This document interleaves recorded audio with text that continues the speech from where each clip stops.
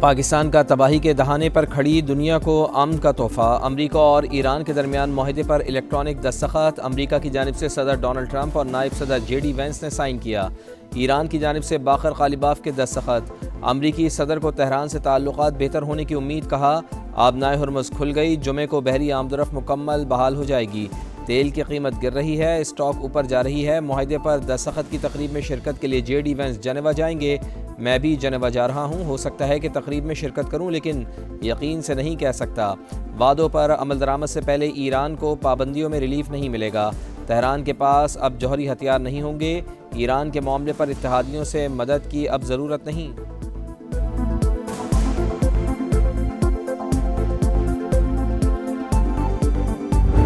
اس تاریخی معاہدے کی باضابطہ تقریب جمعۃ المبارک 19 جون کو جنیوا میں ہوگی۔ اس تقریب کی میزبانی اللہ کے فضل و کرم سے پاکستان کی ہوگی۔ جنگ کی تاریک رات کے بعد امن کا سورج طلوع، وزیر اعظم اور فیلڈ مارشل کی غیر معمولی سفارتکاری سے صدی کا سب سے بڑا تنازع حل۔ امریکہ ایران معاہدے پر باضابطہ دستخط کی تقریب 19 جون کو جنیوا میں ہوگی، میزبان پاکستان ہوگا۔ وزیر اعظم میاں محمد شہباز شریف کہتے ہیں جنگ کے شعلے بجھانے کے لیے فیلڈ مارشل نے شب و روز ایک کیے۔ مورخ ہمیشہ پاکستان کے نام سنہرے حروف میں لکھتا رہے گا۔ مذاکرات کے دوران کئی نشیب و فراز آئے، بعض اوقات لگتا تھا کہ معاملہ ابھی ختم ہو جائے گا، مشکل حالات میں بھی صبر کا دامن نہیں چھوڑا۔ وزیر اعظم کا امن معاہدے کے ثمرات ہر پاکستانی تک پہنچانے کا عزم۔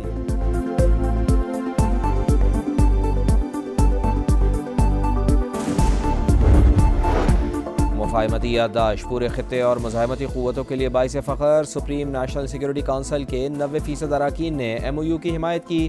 ایرانی صدر کا دعویٰ، کہا معاہدے پر عمل درآمد سے ملک کے بہت سے مسائل حل ہو سکتے ہیں۔ عباس عراقچی بولے مفاہمتی یادداشت پر دستخط کے بعد مذاکرات کا پہلا دور شروع ہوگا۔ جمعے کو جنیوا میں دونوں مذاکراتی ٹیموں کے سربراہان ملیں گے۔ عباس عراقچی نے امن معاہدے کے نفاذ کا ذمہ دار امریکہ کو قرار دے دیا، کہا بات چیت اور معاہدے پر عمل درآمد کو یقینی بنانے پر زور دیں گے۔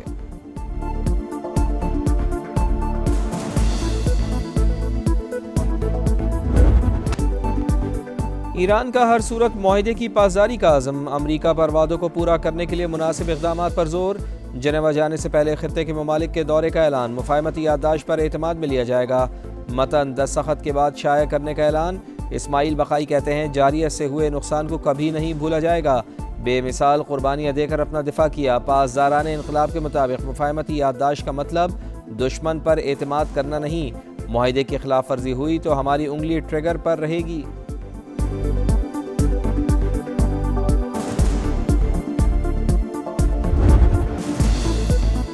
ایران پر پابندیاں ختم کی جائیں گی، مذاکرات سے پہلے منجمد 12 ارب ڈالر جاری کیے جائیں گے۔ 30 دن میں امریکی بحری ناکہ بندی کا مکمل خاتمہ ہوگا۔ 19 جون کو دستخط کے بعد آبنائے ہرمز کھول دی جائے گی۔ 14 نکاتی مفاہمتی مسودے کی تفصیلات منظر عام پر۔ ایران نے جوہری ہتھیار تیار نہ کرنے کی توثیق کر دی۔ 60 روز میں مذاکرات کی تجویز، جوہری مسائل، پابندیوں کے مکمل خاتمے اور افزودہ یورینیم کے طریقہ کار پر بات ہوگی۔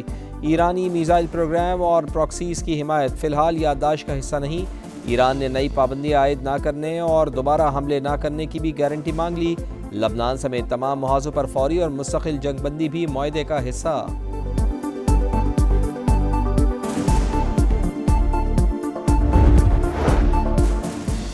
حزب اللہ کا امریکہ اور ایران کے درمیان طے پانے والی مفاہمتی یادداشت کا خیر مقدم، بے گھر ہونے والوں کو واپسی سے قبل انتظار کرنے کی ہدایت۔ لبنانی وزیر اعظم کو معاہدے سے جنگ کے خاتمے کی امید، کہا اپنی سرزمین سے اسرائیلی انخلاء اور قیدیوں کی رہائی کو یقینی بنائیں گے۔ مذاکرات میں مطالبات منوانے کی پہلے سے زیادہ کوششیں کی جائیں گی۔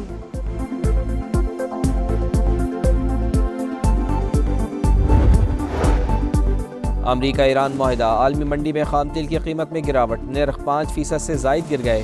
امریکی کروڈ آئل 80.61 ڈالر فی بیرل اور برطانوی خام تیل 82.86 ڈالر فی بیرل پر ٹریڈ۔ پاکستان اسٹاک مارکیٹ میں زبردست تیزی، ایک دن میں 5 حدیں بحال، انڈیکس 1,77,000 پوائنٹس کی حد عبور کر گیا۔ بزنس کمیونٹی کا مطالبہ مسترد، شرح سود 11.5% پر برقرار۔ اسٹیٹ بینک نے رواں مالی سال کی آخری مانیٹری پالیسی جاری کر دی، مشرق وسطی کی صورتحال معیشت کے لیے نیا چیلنج قرار۔ ایف پی سی سی آئی نے شرح سود برقرار رکھنا معیشت کے لیے انتہائی نقصان دہ قرار دے دیا۔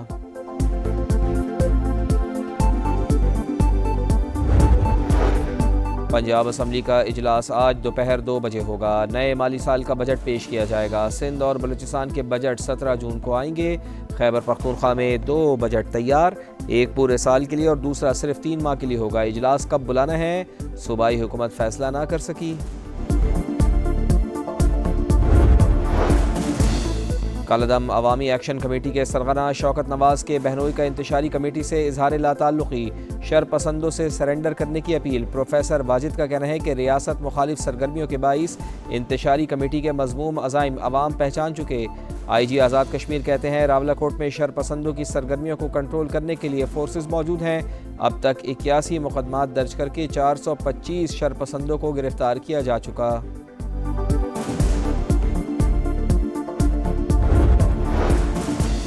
مردان میں افسوسناک واقعہ، پاک فضائیہ کا تربیتی طیارہ حادثے کا شکار، فلائٹ لیفٹیننٹ محمد قاسم عبداللہ اور لیفٹیننٹ طاہا عباسی شہید۔ حادثے کی وجوہات جاننے کے لیے تحقیقاتی بورڈ قائم۔ فیلڈ مارشل سید عاصم منیر کا حادثے پر گہرے دکھ کا اظہار۔ سروسز چیفز اور مسلح افواج کی بھی شہداء کے اہل خانہ سے تعزیت۔ چکوال میں سی سی ڈی اہلکار کی فائرنگ سے بچی کا قتل، والد کا تفتیش پر عدم اعتماد، ذمہ داروں کے خلاف کارروائی کا مطالبہ، وزیر اعظم سے نوٹس لینے کی اپیل۔ پروسیکیوٹر جنرل پنجاب نے کیس کو ہائی پروفائل قرار دیتے ہوئے مکمل ریکارڈ طلب کر لیا۔ آسٹریلوی وزیر اعظم کا پاکستان سے شفاف تحقیقات کا مطالبہ، کہا امید ہے پاکستانی حکومت تمام حقائق سامنے لائے گی۔ کراچی کے علاقے گلشن اقبال میں بزرگ خاتون قتل، ملزمان نے کانوں سے زیورات بھی نوچے، بیٹی کو ڈکیتی مزاحمت پر قتل کا شبہ، کہا والدہ گھر پر اکیلی تھی، نیچے کرایہ دار رہتے ہیں۔ پولیس حکام کو واردات میں کسی قریبی شخص کے ملوث ہونے کا شک، تحقیقات جاری۔ کراچی میں طارق روڈ مارکیٹ میں جیولر شاپ پر ایف بی آر کا چھاپہ، پوچھ گچھ کی، ریکارڈ بھی مانگا۔ چھاپے کے خلاف دکانداروں کا احتجاج، دکانیں بند کر دیں، ٹائر بھی جلائے۔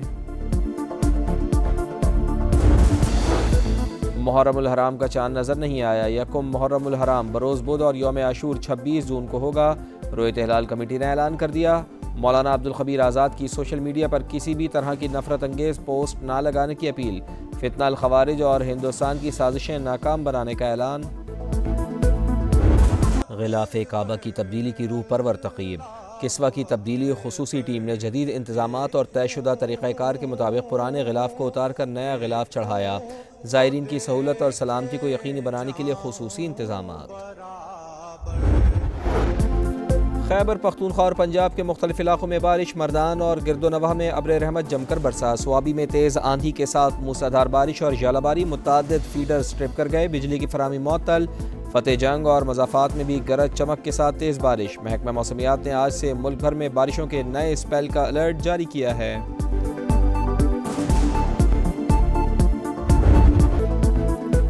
تبدیلی لاؤ، کرکٹ بچاؤ، سینٹرل کانٹریکٹ کے نئے ماڈل کا اعلان، کوئی کھلاڑی تینوں فارمیٹ نہیں کھیلے گا، ٹیسٹ کرکٹرز پر لیگز کے دروازے بند، ون ڈے T20 اسپیشلسٹ کو 2 لیگز کی اجازت، ٹیسٹ اور ون ڈے کھلاڑی ٹریک اے بی میں شامل ہوں گے، ٹریک سی میں صرف T20 کھیلنے والے شامل، ٹریک ڈی میں ڈیولپمنٹ اور ایمرجنگ کرکٹرز کو رکھا جائے گا۔ چیئرمین پی سی بی کے مطابق 85% سینٹرل کانٹریکٹ کارکردگی کی بنیاد پر ہوگا۔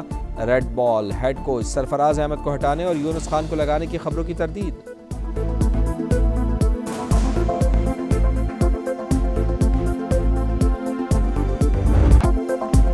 محمد ہینی کا 66ویں منٹ میں اون گول مصر کو بھاری پڑ گیا۔ فیفا ورلڈ کپ میں مصر اور بیلجیم کا مقابلہ 1 گول سے برابر۔ سعودی عرب اور یوروگوئے کا مقابلہ جاری، 6 بجے ایران نیوزی لینڈ کے خلاف میچ سے مہم شروع کرے گا۔ لاس اینجلس اسٹیڈیم کے اطراف سخت سیکیورٹی اقدامات۔